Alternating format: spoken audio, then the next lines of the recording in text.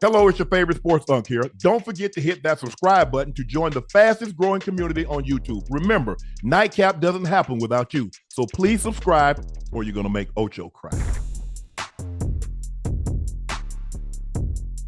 Penn State says resolved.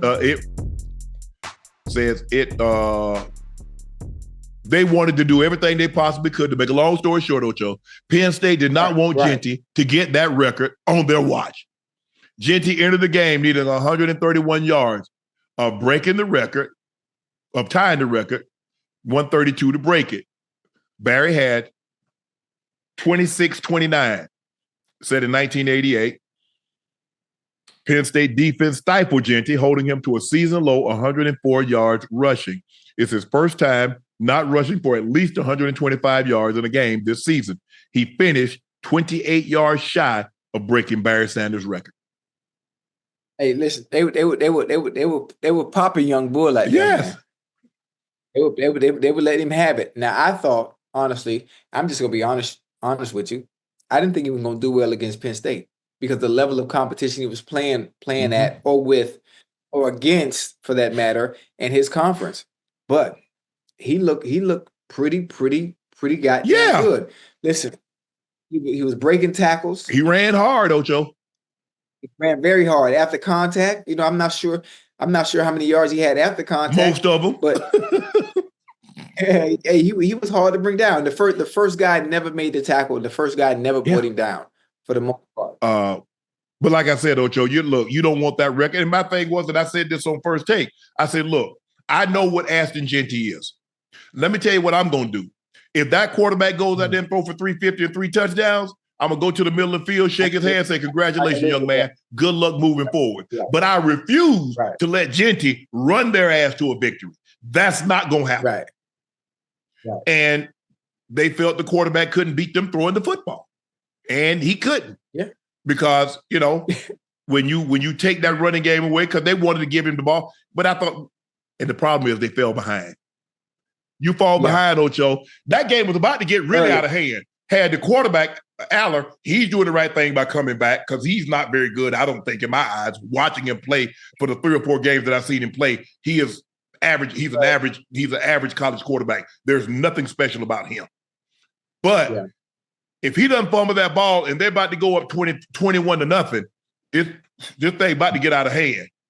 And now and that's what happened. When you get ahead like that, guess what? You take him out of the running game. Now you don't have no choice to it. But Jeanty, he ran hard, but hey, give Penn State credit. They say, we don't want you to break that record on us.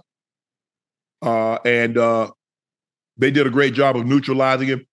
Look, they need to go back and everybody that played in the bowl game, they need to add those yards to the total. You can do it. Just add Barry, what he did in the Holiday Bowl. Just go look it up. Barry had like 225 in the Holiday Bowl. Barry's record is really like 12 games, 2,800 yards, and like 40-plus touchdowns. They didn't count the bowl. See, they didn't count the bowl games back then, Ocho, like they do now. Barry had like 20 and they took him out. Barry could have had another 300-yard game. They talk about they were taking Jeanty out. Go look at some of Barry's games and when they took him out. Barry was having 300-yard games. Look at what he did to Oklahoma. Look at what he did to Nebraska, what he did to Missouri. Go back and look at Barry's stats. Even if Jeanty had broke his record, the greatest college rushing season is Barry Sanders. I think it's one of the 2 best seasons in the history. Joe Burrow, that 5,060 touchdown season, and then Barry Sanders, 2,800 yards and 40-plus touchdowns. If y'all just go back and look at the numbers that Barry put up, and you'll get a better appreciation of Barry Sanders' college career. And his sophomore year, he backed up Thurman Thomas. Yeah. Barry didn't start. Thurman started. Barry ran back punts and kickoffs. Yeah. Let that sink in. Many of you believe Barry is the greatest running back in NFL history. And he had to sit. Started 1 year. That's crazy. It was crazy. what Joe Burrow did that season there, you're probably not going to see it again because you're probably not going to be able to find two receivers like Chase and Jefferson. And then when you combine Marshall, and then you had the tight end, Randy Moss's son, Thaddeus. You had Clyde Edwards-Helaire. You had Joe Burrow throwing the ball. You had an offensive line that was the best in college football. You got the perfect storm. And you get the perfect storm, you saw it. I mean, the guy threw for 60 touchdowns. 60. And look at some of the stats, what he did to Georgia, what he did to Clemson, what he did to Alabama. Hey. Jamar Chase spoke today about his relationship with Ocho. Let's take a listen to what Jamar said, courtesy of Marshall Kramsky, WCPO. Chad was the closest person that I got a chance to just chop it up with and ask questions and do that stuff with. What did you learn from him? How funny he is. I mean, you know. What do you think of his feet? Yeah, I'm funny. He had great feet too. He had really fast feet. I watched his tape a couple times. You know, I even watched. They did like a workout video. I think me and you talked about this before. So you know, I watched that too. So he definitely got one of the best feet as a receiver. That's Jamar Chase. Is on his way to winning the Triple Crown. I think he'll be the sixth Triple Crown winner. Jerry, my brother, Cooper Kupp, Smitty. Smith. I think Don Hudson. Was it Don Hudson that won the Triple Crown? Don Hudson. Jerry won it in 90. My brother won it in 92. I think Smitty won it in 2005 or 2006. 2005, and then Cooper Kupp won it in 2020. Right? Or 2021. Yeah, but we account. That's why he had like 5 of them, but we account. They go. I don't think they take anything pre-merger. Okay, right.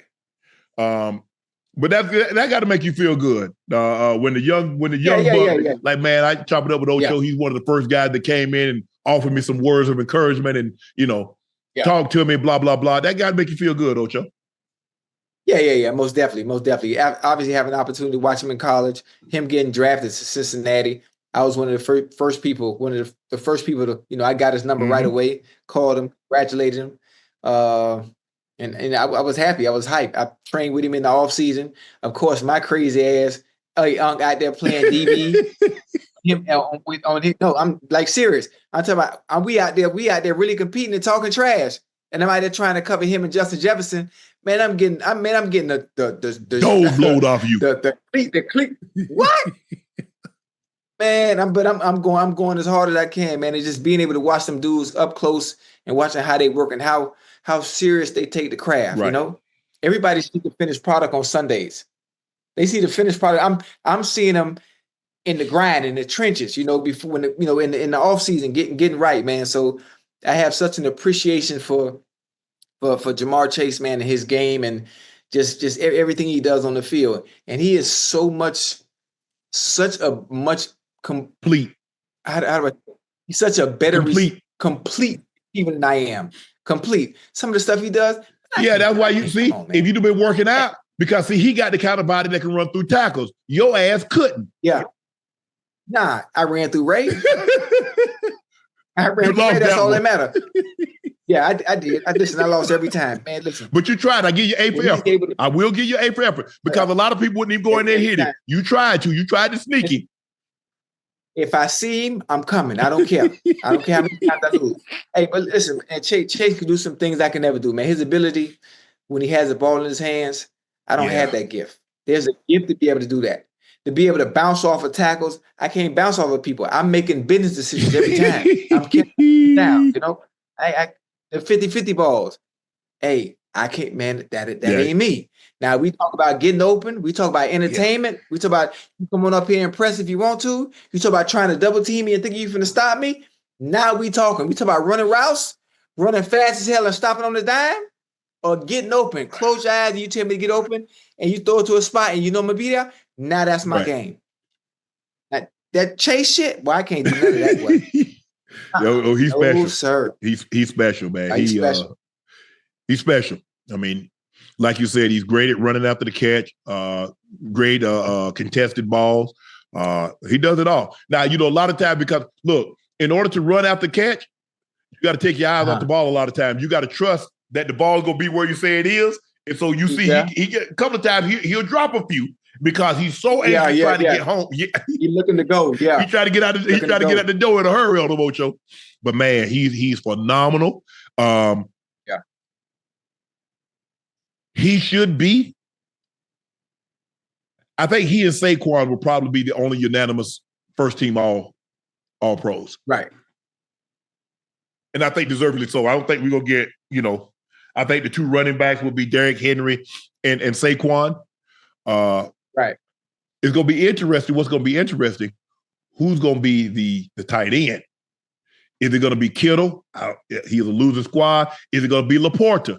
Is it gonna be McBride? Is it gonna be Bowers? Losing squad. It's gonna be very interesting what the voters find, like so forth and so on. They probably gonna go with Brock. But I know those two running backs are going to be Derrick Henry and Saquon.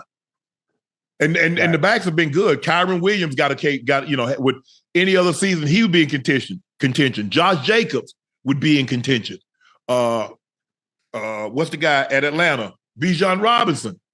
So they've got some guys that play really, really well. But when you get Saquon on the historic pace that he was on, and you get Derrick Henry being Derrick Henry behind that offensive line with that quarterback, and you got to focus on that quarterback, and the next thing you know, King Henry is running downhill at you. You got a lot on your plate to get that, but that's real good.